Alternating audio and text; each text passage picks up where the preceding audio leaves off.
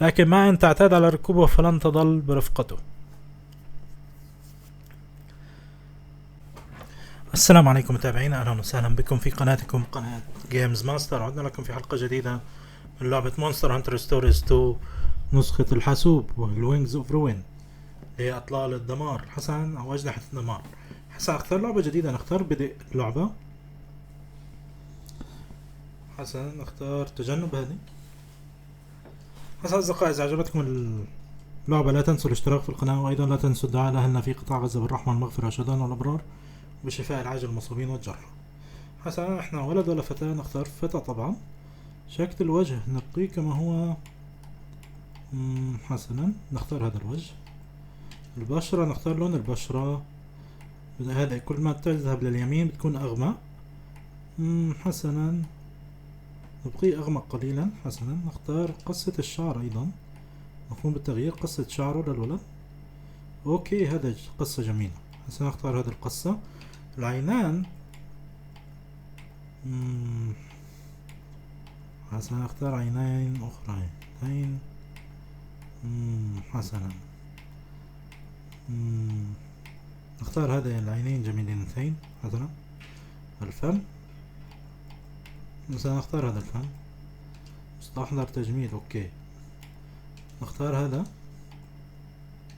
الصوت نبقيه كما هو. الاسم ليس ليو، نختار اللي هو جيمز ماستر.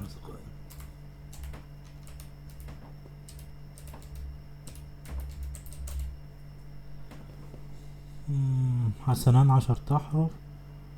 إذن نختار جيم ماستر حتى يكون كامل هكذا الاسم. اوكي، اختار تأكيد. اوكي، حسنا تحتوي على ألفاظ غير لائقة، يرجى المحاولة مرة أخرى. عادي يعني.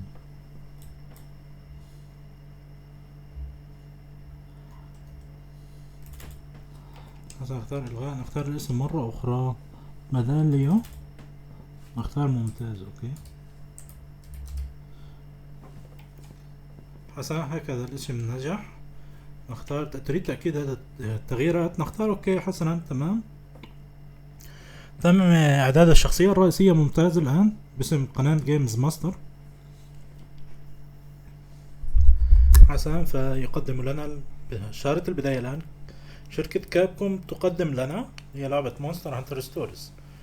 حسنا بداية طيور الطائرة اللي هي من الطقوس الخاصة بهذه اللعبة، هي الوحوش الطائرة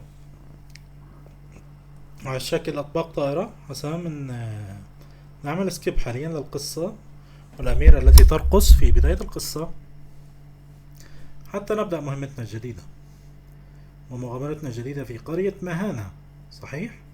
أجل إنها قرية مهانة أصدقائنا. ها هي بائعة السوق. حسنا بائعة المكونات. هذا بيتنا الجميل هنا التي تكنسه القطة. يوجد حداد أيضا هناك، ويوجد هذه مزرعة البيوض. حسنا نصل إلى عند الزعيم جارة وراكبو الوحوش والفرسان المقدسين. لماذا دخلت إلى الجبل المقدس دون إذن؟ لماذا يوجد رازلوس خطير يعيش هناك؟ ألا تعتقد أن كان عليك ذكر ذلك؟ ماذا تعني بخطير؟ إن الرازلوس الذي يقطن الجبل المقدس هو الوصي راسا، إنه يحمي الجزيرة. قد يقول الناس الذين أصابهم شيئا مغايرا، هذا لأنك شهرت سلاحك في وجهه. هذه كاينة. اوكي، اذا انت تقول ان علينا ان نواجه وحشا نحن. هذه جزيرة راكبي الوحوش. يعد اشهار الاسلحة في وجه الوصي راثة عملا لا يغتفر.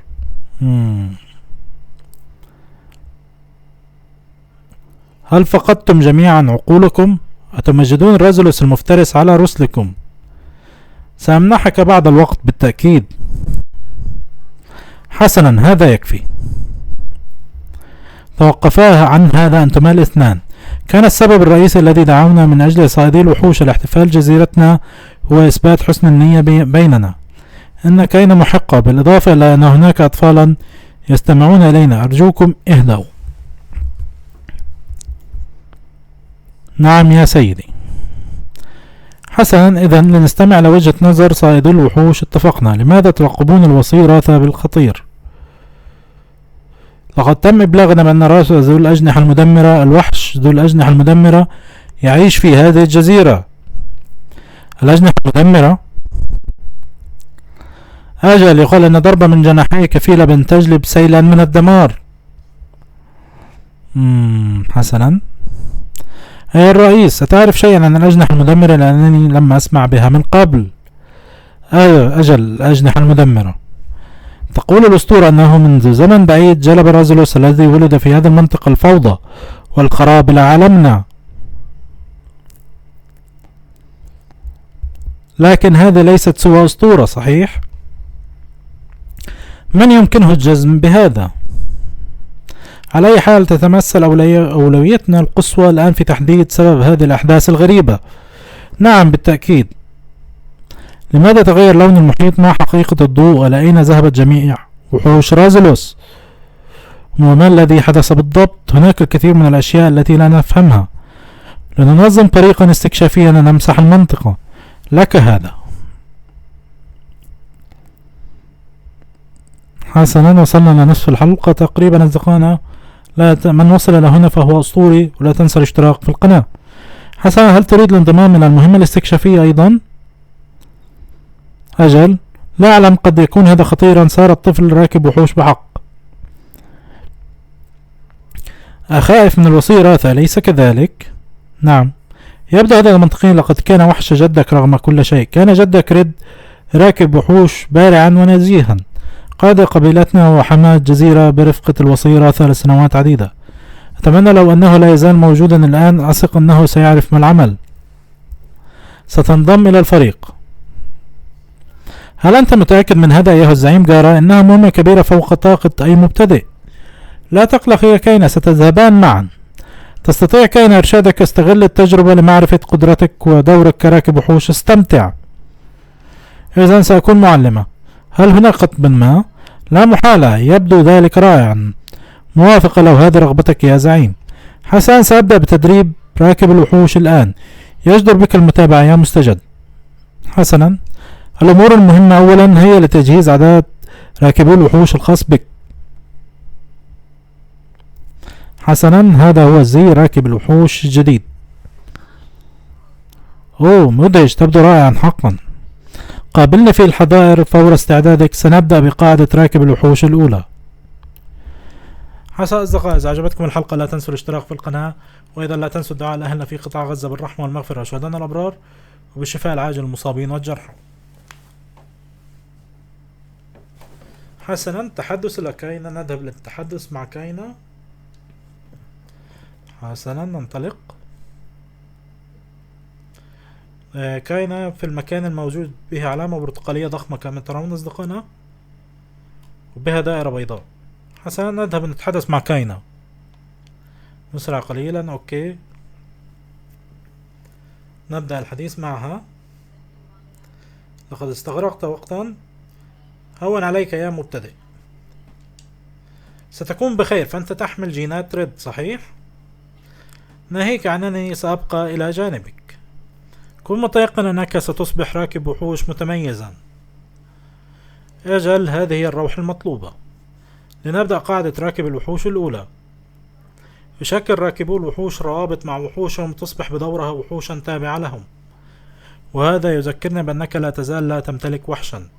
إذن أول خطوة عليك فعلها هي الذهاب إلى الخارج والبحث عن بيضة تفقسها. بإمكانك أن تستخدم أحد وحوشي أثناء بحثك. حسنا، تستدعي وحشها الخاص بها اللي هو الفلوسدروم أو رانمر أصدقائي، إنه هو وحشي بعض الشيء، لكن ما أن تعتاد على ركوبه فلن تظل برفقته. حسنا، أتعرف أيها المبتدئ أن ركياتك تذكرني بذلك الوقت الذي ركبت فيه وحشا لأول مرة. على أي حال، لنكف في التحدث عني. هناك شيء مهم أريد إخبارك به. أتعلم أن الوحوش تشكل امتدادا لأجسادنا، فهي تأخذنا إلى أي مكان نريد الذهاب إليه، ولكن لا يجب التلاعب بها. إنها كائنات حية يمكنها حتى القول أنها أفضل أصدقائنا. عليك رعايتها وإظهار مدى امتنانك لها دائما. جيد، طالما أنك تفهم هذا فقد أصبحت مستعدا. خذ هذه هي ملاحظات راكب الوحوش الخاصة. ستعثر بداخلها على معلومات مفيدة حول الوحوش.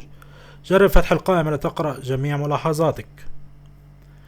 الآن بما أننا سوينا هذا فقد حان وقت البحث عن البيضة. أنا متشوقة للانطلاق. حسنا، هذا رائع. حسنا أصدقاء، وصلنا لنهاية حلقتنا اليوم من لعبة مونستر هانتر ستوريز 2.